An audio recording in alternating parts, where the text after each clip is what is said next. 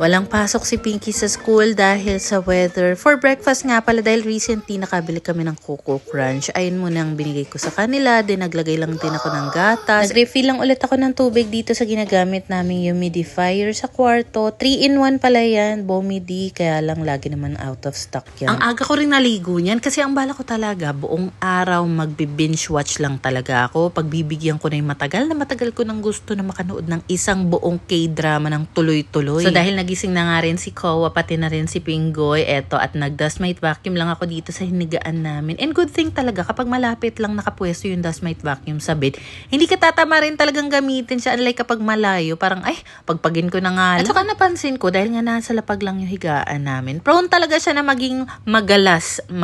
Especially may mga kids ako dito na takbo-takbo sa bahay, tas biglang tatakbo sa kama. So eto na, dahil naayos ko na nga yung bed, sabi ko, oh my God, eto na nga yung moment na matagal ko nang gusto. For the binge watch na nga talaga tayo dito. And kaya rin talaga ako nag-rearrange ulit ng higaan dahil nga na-miss ko talagang manood dito sa projector namin na malaki yung screen. So meron akong ginagamit na app dito. For few years na namin ginagamit to. Wala pa kaming projector, wala pa kaming smart TV. Ito na talaga yung app na madalas namin ginagamit para makanood ng mga movies, mga K-drama. Usually kasi yung ibang mga K-drama, di ba? Netflix lang o kaya sa Hulu or Disney, ganyan. Pero ito, parang lahat na nandun na. Tapos, ang binabayaran namin dito, annual, siguro mga 1.2 yata yan, 1.5. Basta ganon. Pero isang buong taon na yan. As in, napakadami. Ikaw na talaga yung susuko sa dami ng mga pagpipilian dito. So, yung pangalan nito is My Family Cinema. Hindi to sponsored, hindi ako bayad dito, no? Talagang na-discover ko lang to kasi dati, pinahiram kami ni tita ng ng TV niya. Hindi siya smart TV. So, bumili kami ng Android TV box. So, pagka kabit nga namin ng Android TV box doon sa TV na pinahiram ni tita, ito yung app na parang default sa kanya. Tapos, na-realize namin, ay, pwede rin pala ito i-install sa cellphone, sa mga tablet, o kaya sa smart TV. Ang bongga lang. So, etong light watch ang gusto kong i-binge watch. Hindi pa nga nakakapagsimula. Nagsigawan yung mga anak ko, Mami, sigaw. Ito na nga, nagkalat ang mga batang magagaling. So, ayan, at pinunasan ko na nga agad at baka langgamin pa. Ayoko pa naman ang langgam dito sa bahay. Kahit anong insekto, ayaw na ayaw. Kaya, pag merong bumibisita ditong insekto na hindi naman talaga invited, no? Talagang pinupuksa agad namin ni Pinggoy. Hindi para hayaan mamirwisyo dito yung mga insekto na yan. So, pagbalik ko nga ng kwarto, para sana ituloy na yung panonood ng light watch. Hala, itong si Pinky, meron ng ibang pinapanood na K-drama dito. Sabi ko, sige nga, try ko nga rin kung okay to. Tapos si Pinggoy naman, galing siya sa papamalengke. Ayan, ginawan kami ng popcorn dito. Kanina kasi, bago pa man din ako maligo, sabi ko, Lala, ayoko gumawa ng kahit ano Gusto ko talaga makapag-binge watch lang ako today. Tapos nabanggit niya, sige, gawang kita ng popcorn. Hindi ko naman akalain na totohanin niya. Eh di nakakain na nga ng popcorn yung mga bata. Tapos biglang ayaw nang pinapanood. Sabi, Mami, I wanna watch Chromie Eddie. Ayan na, ang ending. Hindi na naman ako nakanood ng K-drama na gusto ko. Nakakaloka. So sabi ko, sige, ganito na lang. Babawi na lang ako ng tulog ngayon. Dahil nito mga nakaraan, medyo puyat-puyatan nga ako. So, bawi ako ng tulog today, sakto dahil ang lamig ng panahon, ganyan. So, nakaidlip naman ako. Nagising naman ako dahil itong si Kowa. Nag-iingay. Yung pala, natabig niya yung tumbler. So, ang ibig sabihin, natapon yung tubig ng tumbler dito sa mga puzzle mat. So, hindi pwedeng hayaan nyo dahil kapag nabasa yung ilalim ng puzzle mat na nakadikit sa tiles, ang dulas. As in, sobrang dulas niyan. Delikado sa mga bata. So, for the gising nga ang mamshi, for the bangon ako. So, inangat ko nga itong foam kasi chinek ko kung basa siya. Dahil hindi ko nalagyan to ng mattress protector dahil nandun pa sa laundry, nasa labahin pa.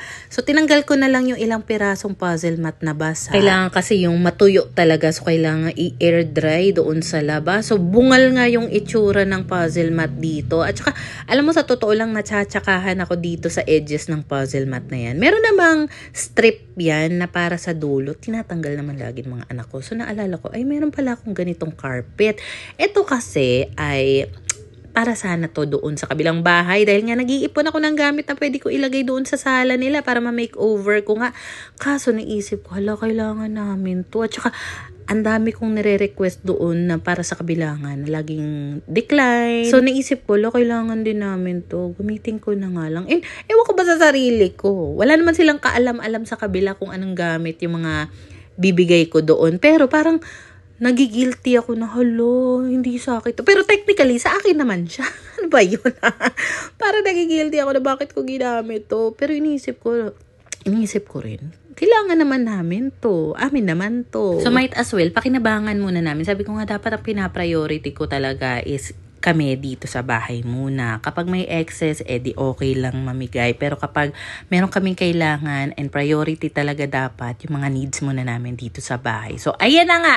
Ginastify ko lang talaga na ginamit ko na nga yung carpet sa kwarto. So, next naman, eto mga stuffed toys ng mga anak ko. Ilang araw na to, nandito lang sa sofa. So, kapag ganyan, ang ibig sabihin lang niya, nanawa na sila sa kakalaro dito at kailangan ko nang iligpit. So, gumamit lang ako ng ganitong reusable na vacuum compression bag. So, meron na kasing air pump itong pinili ko. And yun lang din yung kagandahan sa kanya dahil nga umiimpis siya, ibig sabihin, hindi ganun kalaki yung space na nakukonsume niya. Kasi, ang lalaki nitong mga stuffed toys na to, hindi ito kasya doon sa yung lagayan nila na pahaba na nakatayo na color pink.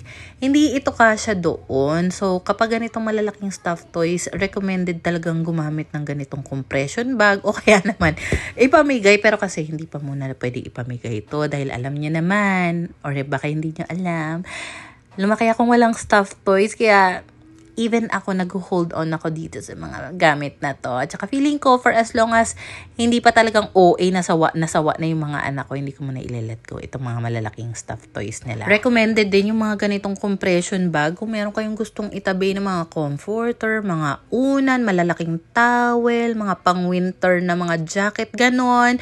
Pwede nyo ilagay dito. Gamit na lang kayo ng air pump para naman kung magta-travel kayo, pwede nyo ring mabit-bit, diba? Kasi pwede naman gamitin yung mga normal na vacuum sa ganito. Mas maganda lang kung may sarili ng air pump para travel friendly. So meron pa namang pwesto itong mga stuffed toys nila which is dito nga sa ibabaw ng cabinet. Bali, ang nakapatong sa ibabaw ng mega box na cabinet namin ay yung extra foam namin na single from Salem.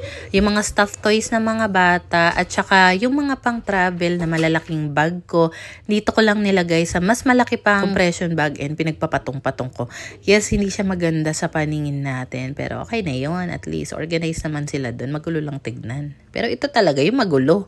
And doon nga sa previous vlog ko, marami rin nakakapansin na, sumisikip na yung bahay nyo. Dami-dami nyo na namang gamit dyan. So, ganito kasi yan. Meron akong mga iniipon na gamit na pwede ko ibigay doon sa kabilang bahay, sa bahay ng kuya ko. Nag-iipon din ako ng pwede kong ipamigay once na mag-reach na nga ng 100k followers sa Blue App. Dahil nasa 90k followers na nga tayo. So, second time ko nang umorder dito. Happy birthday to you. So, dahil may libreng kandila, ayan, at for the kanta nga kami ng happy birthday. Isa para kay Koa, tapos isa para kay Pinky, para naman makapag-blow sila isa-isa ng candle. And then, ito nga pala, bento cake sampler siya. Isang red velvet, isang carrot cake. Ang sarap kasi. Mahal lang, nasa mga 400 plus yun. Kaya, siguro, 2 beses pa lang ako nakaka-order nun. Isa last year at saka isa ngayon. Alam mo, talagang kinain ko lang din talaga yung mga pinagsasabi ko. Dahil sabi ko nga, hindi ako magkikilos dahil magbi-binge watch. Pero anong nangyari? For the film nga ako ng mga pinaggagawa ko dito. Buti na lang din talaga, may nahanap akong mga adhesive hook na pwede dito sa nalaglag na floating shelf. So, for the meantime, magagaan na mga artificial plant muna yung ipinatong ko doon. And then next naman na aasikasuhin ko. Meron kasi akong ganitong patungan para sa gasol. Ito ay para talaga sa bahay ng kuya ko. Dahil nga nung huling punta ko doon, naglipat-lipat kami ng gasol, nahihirapan siya. So sabi ko, mas mainam na may ganito para in case na gusto na lang ilipat-lipat yung pwesto ng gasol nila, madali na lang. Pero naisip ko, ay na naman tayo, kailangan i-priority ko muna kung ano yung kailangan ko sa bahay. Naisip ko, kailangan ko siya. So, ayan na nga at gagamitin ko muna, pansamantagal. So, pinatungan ko lang siya ng board dito, parang wood or kinemberlu. Yan din yung excess na wood doon sa cabinet na in-install namin few months ago ni Pinggoy. So dito ko nga siya ipapatong para kapag kailangan magluto ni Pinggoy and then kapag tapos na siyang magluto, pwede niyang itabi sa gilid, hindi na kailangang buhatin pa. And may lock din naman yung gulong niyan kaya safe. So kung sakali man din na meron kayong bet sa mga gamit na nakita nyo dito sa video na ito, yung link po ng mga yan nasa comment section o kaya naman sa showcase. At dahil nasimulan ko na nga rin yung pagtatrabaho dito sa loob ng bahay, di tuloy-tuloy ko na. So meron ako ditong basurahan na 20 liters ang capacity. And